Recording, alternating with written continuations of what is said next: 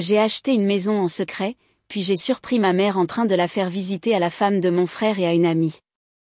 J'ai souri, j'ai attendu qu'elle parte, puis j'ai changé toutes les serrures. Vous connaissez ce sentiment, juste avant de faire quelque chose qui va tout changer? Ce bourdonnement électrique dans la poitrine qui vous dit que vous êtes sur le point de prendre la meilleure décision de votre vie ou la pire erreur? Eh bien, j'ai ressenti ces deux sensations m'envahir alors que je signais les papiers pour le 27, rue des Lilas. Je m'appelle Lucie, et il y a 6 mois, j'ai fait quelque chose que ma famille n'aurait jamais vu venir. J'ai acheté une maison. Pas n'importe quelle maison. Une magnifique maison de ville du début du siècle avec 3 chambres, au cœur du quartier des Batignolles, complète avec une petite cour intérieure, des parquets d'origine et une cuisine digne d'un magazine. Le genre d'endroit dont je rêvais depuis mes 12 ans, esquissant des plans dans mes cahiers pendant les cours de maths. Mais voilà le truc, je n'en ai parlé à personne. Ni à mes parents, ni à mon frère Marc, pas même à ma meilleure amie, Chloé. La maison était mon secret, mon sanctuaire, ma chance d'avoir enfin quelque chose qui soit entièrement et absolument à moi. Ayant grandi en tant qu'enfant du milieu dans la famille Dubois, j'étais habituée à être négligée. Marc, mon frère aîné, était le fils prodige, meilleur joueur de rugby au lycée, diplômé d'une grande école de commerce, marié à son amour de jeunesse, Sophie, et gérant maintenant l'entreprise de construction de papa. Ensuite, il y avait ma sœur cadette, Manon, l'artiste, actuellement en master aux Beaux-Arts à Lyon, aux frais de mes parents. Et moi, j'étais juste Lucie, la pragmatique, celle qui cumulait 2 petits boulots pendant son BTS, qui économisait chaque centime, qui ne demandait jamais rien. Tandis que Marc recevait un apport pour sa première maison et que Manon obtenait l'argent pour ses études, j'avais droit à des sermons sur la nécessité d'être plus responsable avec mes finances. Alors, quand j'ai enfin eu assez pour un apport, après 5 ans à travailler comme assistante dentaire et à gérer une petite entreprise de photographie le week-end, j'ai décidé de prouver à quel point je pouvais être responsable. J'ai trouvé la maison parfaite, j'ai obtenu un prêt immobilier et j'ai fait une offre sans en souffler mot à personne. La vendeuse, Madame Leroux, déménageait dans le sud de la France pour être plus proche de ses petits-enfants. Elle était ravie qu'une jeune femme achète sa maison de famille, l'endroit où elle avait élevé ses propres enfants. Pendant la visite, elle m'a raconté des histoires de goûter d'anniversaire dans le jardin, de matins de Noël au coin du feu, et comment la fenêtre de la cuisine offrait une vue parfaite pour regarder les enfants du quartier aller à l'école. Cette maison a de nouveaux besoins d'une famille, m'a-t-elle dit, en me pressant les clés dans la paume le jour de la signature. Elle attendait la bonne personne. J'ai passé 3 mois à l'aménager en secret, pièce par pièce. J'y allais après le travail, parfois juste pour m'asseoir sur la balançoire du porche et regarder le soleil peindre le ciel d'orange et de rose. J'ai planté des bulbes de tulipes dans le parterre de fleurs à l'avant et accroché des guirlandes lumineuses dans la cour. J'ai même adopté un chat de refuge, un tabirou que j'ai nommé Muffin, qui semblait comprendre que notre petit secret était précieux. Le plan était simple, j'y vivrais tranquillement pendant quelques mois, je m'installerais, puis je surprendrais ma famille pendant le dîner de Noël avec la grande révélation. Je mentionnerais nonchalamment mon nouveau chez moi et regarderais leur visage lorsqu'ils réaliseraient que leur fille irresponsable avait acheté une maison toute seule. Mais la vie a une drôle de façon de gâcher même les plans les mieux conçus. C'était un mardi matin de fin octobre quand tout a commencé à s'effilocher. J'étais au travail, nettoyant les dents de Madame Martin et l'écoutant se plaindre des habitudes alimentaires de son gendre, quand mon téléphone a vibré avec une notification de mon application de caméra de sécurité. Oui, j'avais installé des caméras de sécurité. J'assume. Je suis une femme célibataire vivant seule et après avoir regardé trop de documentaires sur les faits divers, je ne prenais aucun risque. Les caméras étaient discrètes, positionnées pour surveiller la porte d'entrée, la porte arrière et l'allée.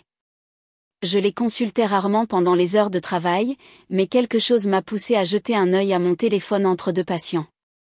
Mon sang s'est glacé. Là, clair comme le jour. Sur le perron de ma maison, se tenait ma mère. Et elle n'était pas seule. Sophie, la femme de Marc, était avec elle, ainsi qu'une femme que je ne reconnaissais pas, une blonde dans un manteau à l'air cher. Maman tâtonnait dans son sac à main. Et puis elle a sorti une clé. Une clé de ma maison. J'ai regardé avec horreur ma mère déverrouiller ma porte d'entrée et faire signe aux autres femmes de la suivre à l'intérieur. L'horodatage montrait qu'elles étaient là depuis déjà 7 minutes. Madame Martin, je suis vraiment désolée, mais j'ai une urgence familiale, ai-je dit, ma voix étrangement stable malgré le tremblement de terre dans ma poitrine. Nous devrons reprogrammer votre nettoyage. J'ai roulé vers la maison comme une femme possédée, mon esprit s'emballant de questions. Comment maman avait-elle eu une clé? Comment avait-elle même découvert la maison? Et qu'est-ce qu'elle faisait à la faire visiter à la femme de Marc et à une parfaite inconnue? Au moment où j'ai atteint la rue des Lilas, les femmes étaient parties, mais les preuves de leur visite étaient partout. La porte d'entrée était légèrement entrebâillée. Maman avait toujours été négligente avec les serrures. À l'intérieur, je pouvais voir les signes de leur intrusion, meubles déplacés, placards ouverts, même la porte du réfrigérateur laissée légèrement entr'ouverte. Mais c'est la note sur mon comptoir de cuisine qui m'a vraiment fait perdre les pédales. Écrite de la main familière de maman, Lucie, ma chérie, je sais que tu es contrariée, mais c'est pour le mieux. Sophie et Denise, mon ami agent immobilier, pensent que cet endroit a un réel potentiel. Nous en parlerons ce soir. Bisous, maman. PS mignon. Je me suis effondrée sur mon canapé, le canapé que j'avais économisé pendant 3 mois pour acheter, le canapé que j'avais soigneusement choisi pour qu'il s'intègre parfaitement dans cet espace, et j'ai essayé de comprendre ce qui se passait. Ma mère avait d'une manière ou d'une autre découvert ma maison, obtenu une clé, et la montrait maintenant à des acheteurs potentiels sans ma connaissance ni mon consentement. La trahison m'a frappé comme un coup physique. Il ne s'agissait pas seulement de la maison. Il s'agissait de tout. Chaque fois que j'avais été négligée, chaque fois que mes réalisations avaient été minimisées, chaque fois que j'avais été traitée comme l'enfant accessoire qui ne pouvait pas savoir ce qui était le mieux pour elle-même. J'ai appelé maman immédiatement. Oh, bien. Tu as eu ma note, a-t-elle gazouillé comme si s'introduire chez quelqu'un était une activité normale de mardi. Écoute, ma puce. Je sais que tu es probablement confuse. Confuse, ai-je interrompu. Maman, comment as-tu eu une clé de ma maison? Eh bien, la fille de Madame Leroux est dans mon club de lecture, et quand elle a mentionné vendre à une jeune fille du bois, j'ai fait le rapprochement. J'étais morte d'inquiétude de te savoir vivre seule dans ce quartier. Ce n'est pas sûr pour une femme seule. Et honnêtement, le remboursement du prêt doit te serrer la gorge. Le quartier n'était pas dangereux. C'était en fait l'un des plus agréables de la ville. Mais ce n'était pas la question. Donc, tu as eu un double de clés et tu as décidé de montrer ma maison à des étrangers? Sophie a mentionné qu'elle et Marc pourraient être intéressés par un bien locatif comme investissement, et Denise est la meilleure agent immobilier du département. J'ai raccroché. Ce soir-là, mon téléphone n'a pas arrêté de sonner. D'abord maman, puis Marc, puis même papa s'est joint avec son approche habituelle. Calmons-nous tous et parlons-en raisonnablement. Je les ai tous ignorés et j'ai passé la soirée à chercher des serruriers. Mais l'évitement ne fonctionne qu'un temps. Le lendemain, Marc s'est présenté à mon travail. Lucie, il faut qu'on parle, a-t-il dit, utilisant le surnom d'enfance qui faisait habituellement fondre mes défenses. Pas aujourd'hui. Je travaille. Lucie, maman m'a dit ce qui s'était passé. Écoute, je n'avais aucune idée qu'elle allait faire ça. D'accord. Sophie a mentionné qu'elle voulait regarder des propriétés d'investissement et maman, tu sais comment elle est quand elle pense qu'elle aide. J'ai fini de mettre à jour le dossier de mon patient avant de le regarder. Marc était toujours beau à 32 ans, avec les mêmes cheveux bruns et les yeux verts que nous avions tous hérités de papa. Il portait son uniforme habituel de chino et d'une chemise boutonnée, l'air d'un homme d'affaires prospère. Tu savais depuis combien de temps? Ai-je demandé. Savais quoi? Pour la maison, Marc? Depuis combien de temps savais-tu que j'avais acheté une maison? Il a eu la décence de paraître honteux. Maman l'a compris il y a environ 1 mois. Elle s'inquiétait pour toi. Elle a dit que tu agissais bizarrement, secrètement. Elle m'a demandé de te parler, mais je lui ai dit de se mêler de ses affaires. Clairement, elle a suivi ce conseil. Lucie, allez. Elle essaie juste de veiller sur toi. Ce quartier est parfaitement sûr, ai-je conclu. Et même s'il ne l'était pas, c'est mon choix. J'ai 28 ans, Marc. Je n'ai pas besoin de la permission de maman pour acheter une maison. Bien sûr que non. Mais peut-être aurais-tu pu en parler. Nous sommes une famille. Ce mot, famille, planait entre nous comme un défi. Parce que ce qu'il voulait vraiment dire, c'est que les familles ne se cachent pas de secrets. Les familles parlent des grandes décisions. Les familles demandent des conseils, des avis et des approbations. Mais selon mon expérience, la famille signifiait des choses différentes pour des personnes différentes. Pour Marc, la famille signifiait un soutien inconditionnel et la célébration de chaque étape. Pour Manon, cela signifiait un soutien financier et des encouragements pour chaque entreprise artistique. Pour moi, cela signifiait du scepticisme, des sermons sur la praticité et l'hypothèse que je ne pouvais pas gérer seule les décisions d'adultes. J'appellerai maman ce soir, ai-je dit finalement. Mais Marc, si toi, ou Sophie, ou qui que ce soit d'autre se présente à ma maison sans y être invité, j'appelle la police. Ce n'est pas une menace. C'est une promesse. Le visage de Marc est devenu rouge. Mon Dieu, Lucie. C'est notre mère, pas une criminelle. Elle est entrée par effraction chez moi. Elle a une clé que je ne lui ai pas donnée. La salle d'attente commençait à nous regarder, alors j'ai baissé la voix. Je dois retourner travailler. Nous parlerons plus tard. Mais quand Marc est parti, j'ai pu voir l'expression familière sur son visage, le même regard qu'il avait quand nous étions enfants et que j'avais fait quelque chose qu'il ne pouvait pas comprendre. C'était un mélange de frustration et de pitié, comme si j'étais délibérément difficile au lieu de me défendre. Ce soir-là, j'ai appelé un serrurier. Lucie-Marie Dubois, ouvre cette porte tout de suite. La voix de maman traversait clairement ma nouvelle serrure à double tour alors qu'elle frappait à ma porte d'entrée jeudi soir. J'étais recroquevillée sur mon canapé, Muffin ronronnant sur mes genoux, regardant par la fenêtre alors qu'elle appuyait avec colère sur la sonnette. Je sais que tu es là. Ta voiture est dans l'allée. Je m'y attendais depuis que le serrurier était parti ce matin-là. Julien de Sécurité Plus avait fait un excellent travail. Nouvelle serrure à double tour, nouvelle poignée de porte, même une nouvelle serrure sur le portail arrière. Quand j'avais expliqué la situation, la qualifiant diplomatiquement de « problème de limite familiale », il avait hoché la tête avec compréhension. Les querelles familiales sont les pires, avait-il dit, testant le mouvement fluide des nouvelles clés. Bien joué de reprendre le contrôle de votre espace. Maintenant, en regardant les tentatives de plus en plus frénétiques de maman pour entrer, je ressentais un étrange mélange de satisfaction et de culpabilité. La satisfaction l'emportait. Mon téléphone a sonné. Maman, bien sûr. Lucie, c'est ridicule. Ouvre la porte pour qu'on puisse parler comme des adultes. On peut parler à travers la porte, maman. Ou tu peux appeler d'abord la prochaine fois, comme une personne normale. Les gens normaux ne changent pas leur serrure pour empêcher leur mère d'entrer. Les mères normales ne s'introduisent pas chez leurs enfants. Il y a eu une pause et j'ai pratiquement pu l'entendre recalibrer son approche. Ma chérie, je comprends que tu sois contrariée. J'aurais dû demander la permission avant de montrer la maison, mais j'étais sincèrement inquiète pour toi. Ce quartier, ce remboursement de prêt, c'est trop pour quelqu'un dans ta position. Ma position ? Tu sais ce que je veux dire. Tu te débrouilles bien, ma chérie. Mais cette maison est ambitieuse. Marc et Sophie pourraient t'aider avec le fardeau financier si tu la leur louais. Ou si le marché est bon, tu pourrais la vendre et faire un bon profit. Obtenir quelque chose de plus approprié. Approprié. Ce mot encore. Celui qui m'avait suivi toute ma vie. Le choix de carrière de Lucie était approprié pour quelqu'un qui n'était pas fait pour les études supérieures.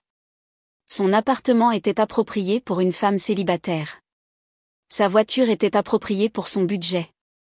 Mais cette maison, cette belle, parfaite maison que j'avais achetée avec mon propre argent, mon propre crédit, mon propre travail acharné. Apparemment, ce n'était pas approprié pour quelqu'un comme moi. Maman, je ne vends pas ma maison. Mais si tu écoutais les conseils de Denise. Je me fiche des conseils de Denise. Je me fiche des plans d'investissement de Marc et Sophie. C'est ma maison, et je la garde. Lucie-Marie, tu es têtue et bornée. C'est exactement le genre de prise de décision impulsive qui inquiète ton père et moi. Tu ne peux pas juste ignorer ta famille quand nous essayons de t'aider. Je me suis dirigée vers la fenêtre et les regarder. Même sous la lumière du porche, je pouvais voir l'expression familière d'inquiétude frustrée qu'elle portait chaque fois que je faisais quelque chose qu'elle ne pouvait pas contrôler. Je n'ignore pas ma famille, maman. Je pose des limites. Si tu veux visiter ma maison, tu appelles d'abord et tu demandes la permission. Si je dis non, tu respectes ça. Et tu ne fais absolument pas de visite à des gens sans mon consentement. J'essayais de te montrer tes options. Je n'ai pas demandé ton aide. La ligne est restée silencieuse un long moment. Quand maman a reparlé, sa voix était tendue de douleur et de colère. Très bien, fais comme tu veux, mais ne viens pas pleurer quand cette maison deviendra trop lourde à gérer. Et ne t'attends pas à ce que nous te tirions d'affaire quand tu réaliseras que tu as fait une erreur. Elle a raccroché. Par la fenêtre, je l'ai vue marcher d'un pas déterminé vers sa voiture, la vieille camionnette Ford de papa, et repartir avec plus de force que nécessaire. J'aurais dû me sentir victorieuse. J'aurais dû me sentir forte et fière de moi pour avoir tenu bon. Au lieu de cela, je me sentais terriblement, douloureusement seule. Les 2 semaines suivantes ont été parmi les plus solitaires de ma vie. Pas d'appel de maman, pas de texto de Marc. Même Manon, qui se tenait habituellement à l'écart des drames familiaux, a envoyé seulement un bref message: j'ai entendu parler de la situation de la maison. Peut-être qu'il suffit de s'excuser et de passer à autre chose. M'excuser de quoi? D'avoir acheté une maison? D'avoir voulu de l'intimité? D'avoir refusé de laisser ma famille prendre des décisions sur ma vie sans me consulter? Je me suis jetée à corps perdu dans l'aménagement de ma maison pour la rendre plus accueillante. J'ai peint la chambre d'amis d'un doux lavande, installé des étagères flottantes dans le salon et enfin accroché le mur de photos que j'avais prévu depuis des mois. Muffin supervisait chaque projet depuis son endroit ensoleillé préféré près de la fenêtre de la cuisine. Mais même la satisfaction de créer mon espace parfait ne pouvait pas entièrement combler le vide dans ma poitrine. J'avais obtenu ce que je voulais, indépendance, limite, respect de mes choix, mais le coup commençait à peser plus lourd que prévu. C'est alors que Chloé est arrivée avec un plat à emporter de chez Louis JS et une bouteille de vin. Bon, raconte, a-t-elle dit, s'installant en tailleur sur le sol de mon salon avec son poulet parmigiana. J'ai appris par le bouche à oreille que tu as acheté une maison et que tu es en pleine dispute avec tout le clan Dubois. En tant que ta meilleure amie, je suis profondément offensée d'avoir dû apprendre ça de ma coiffeuse, dont la cousine travaille à l'étude notariale. Chloé était ma meilleure amie depuis que nous nous étions liés autour d'une affreuse pizza de cantine en 6e. Elle était la seule personne qui ne m'avait jamais fait sentir que je devais m'excuser d'exister, ce qui était probablement la raison pour laquelle je l'avais évitée. Je savais qu'elle allait poser les questions difficiles auxquelles je n'étais pas prête à répondre. Je n'essayais de faire de mal à personne, ai-je dit, me surprenant par ma voix défensive. Je voulais juste quelque chose qui soit à moi, tu sais, quelque chose sur lequel personne ne pourrait avoir d'opinion ou essayer de réparer ou d'améliorer. Et au lieu de simplement profiter de ta magnifique maison, qui est absolument sublime d'ailleurs, tu es assise ici à manger des sandwichs tristes et à broyer du noir comme un personnage de roman victorien. Elle n'avait pas tort. J'avais mangé beaucoup de sandwichs tristes. Ils ne me respectent pas. Ils ne l'ont jamais fait. Maman a obtenu une clé de ma maison de la fille de quelqu'un d'autre et a fait des visites comme si c'était sa propriété à montrer. Marc a trouvé tout à fait raisonnable qu'il discute de mes décisions financières derrière mon dos. Même papa veut juste que je fasse des compromis et que je voie leur point de vue. Alors, quel est ton but final ici? Ne plus jamais leur parler? J'ai regardé le vin dans mon verre, observant la lumière de mon nouvel abat-jour créer des motifs sur la surface. Je ne sais pas, 3 jours plus tard, tout a de nouveau changé. Je quittais le travail quand j'ai aperçu le break de Marc sur le parking, mais au lieu de Marc au volant, c'était Sophie. Ma belle-sœur a baissé la vitre alors que j'approchais de ma petite voiture, son expression illisible. On peut parler, a-t-elle demandé. Sophie et moi avions toujours eu une relation polie mais distante. Elle était tout ce que je n'étais pas, blonde, pétillante, avec un diplôme en marketing et un talent pour faire en sorte que Marc se sente le centre de l'univers. Nous n'avions jamais eu de vraie conversation au-delà des politesses lors des dîners de famille. Si c'est à propos de la situation de la maison. C'est le cas, mais probablement pas comme tu le penses. Elle a fait signe vers le siège passager. S'il te plaît, 5 minutes. Contre mon meilleur jugement, je suis montée dans la voiture. Sophie s'est immédiatement tournée vers moi, son sourire habituellement éclatant remplacé par quelque chose de plus sérieux. Je te dois des excuses, a-t-elle dit. Des grandes. Ce n'était pas ce à quoi je m'attendais. Marc ne sait pas que je suis ici, et il serait probablement furieux s'il le découvrait. Mais je ne peux pas laisser cela continuer sans te dire la vérité. Quelle vérité ? Sophie a pris une profonde inspiration. Ta mère n'a pas simplement décidé au hasard de me montrer ta maison. Je lui ai demandé. L'estomac m'a noué. Quoi ? Pas comme ça sonne, s'est-elle dépêchée d'expliquer. Mon Dieu, ça sort tout de travers. Écoute, Marc et moi avons des problèmes. Des problèmes financiers. L'entreprise de son père a plus de mal que quiconque veut l'admettre, et nous sommes en retard sur notre prêt immobilier. Marc est trop fier pour dire à tes parents à quel point les choses sont vraiment graves. Je l'ai regardé, essayant de traiter cette information. Marc, le fils prodige, avait des problèmes d'argent.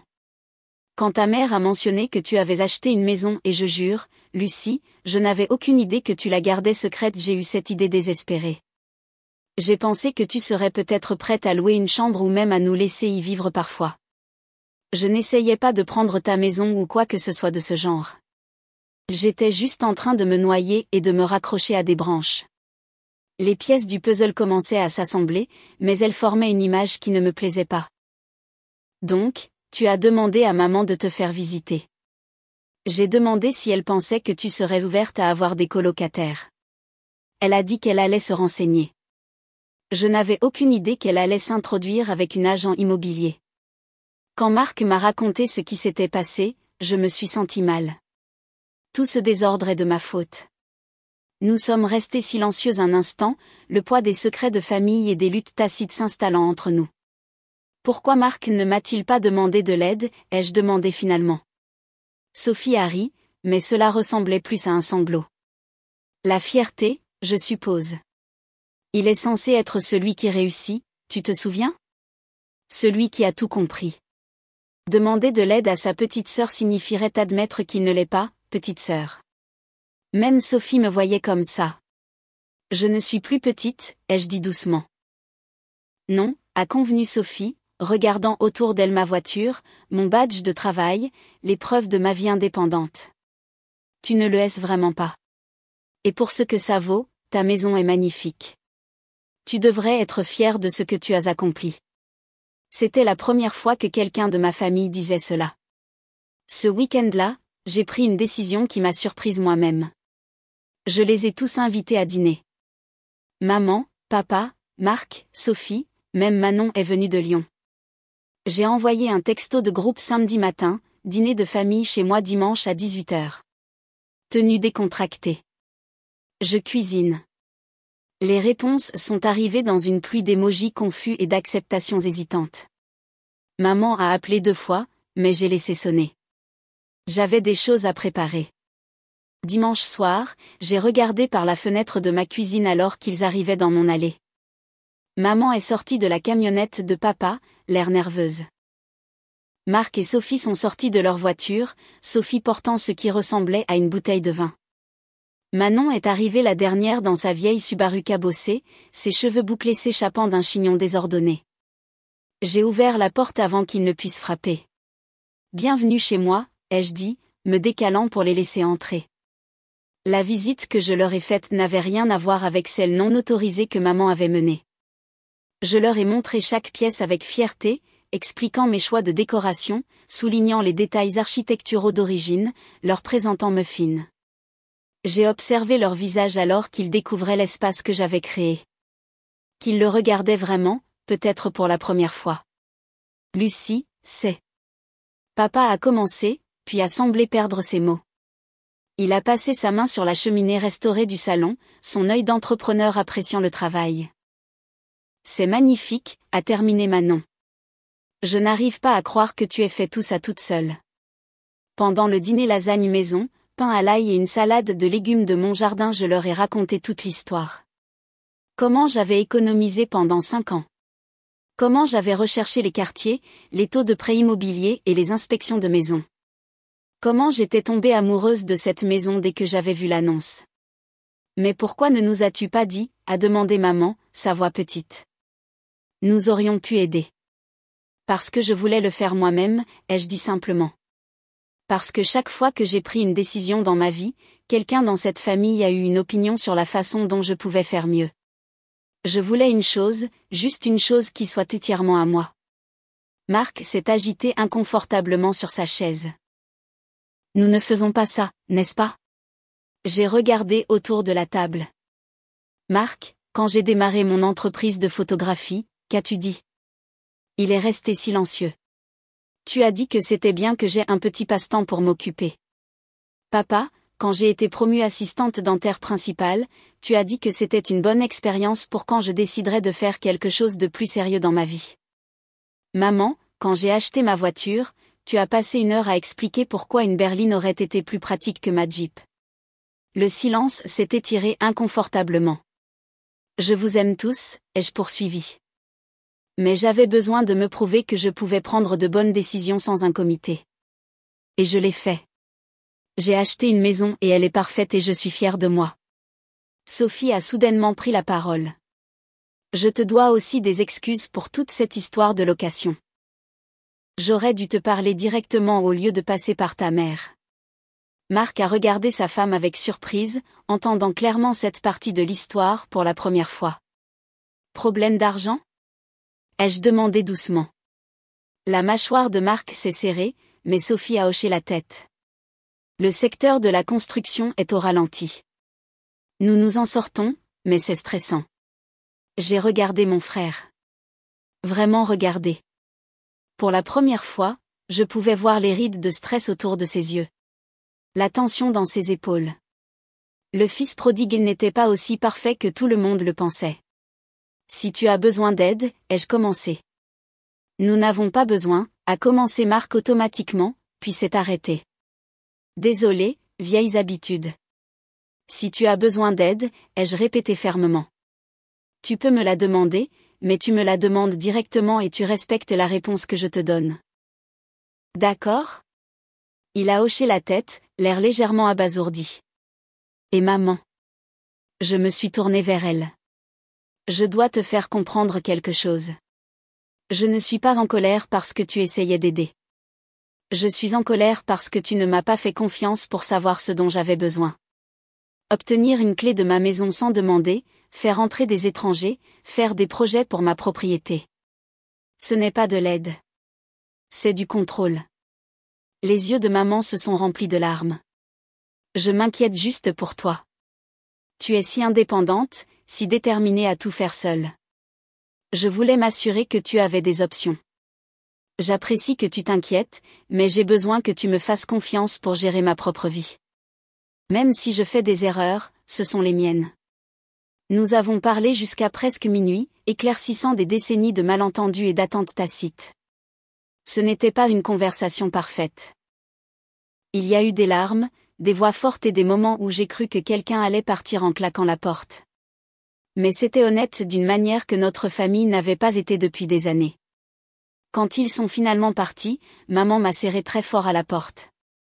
Je suis fière de toi, a-t-elle murmuré. J'aurais dû le dire avant. Alors que je regardais leur feu arrière disparaître sur la rue des Lilas, j'ai senti quelque chose changer dans ma poitrine. Le vide qui avait été mon compagnon constant pendant des semaines a finalement commencé à se remplir de quelque chose de plus chaud. J'étais encore sur le pas de ma porte quand mon téléphone a vibré avec un texto de Marc. Merci pour le dîner. La maison est géniale. Tu as bien fait, ma sœur.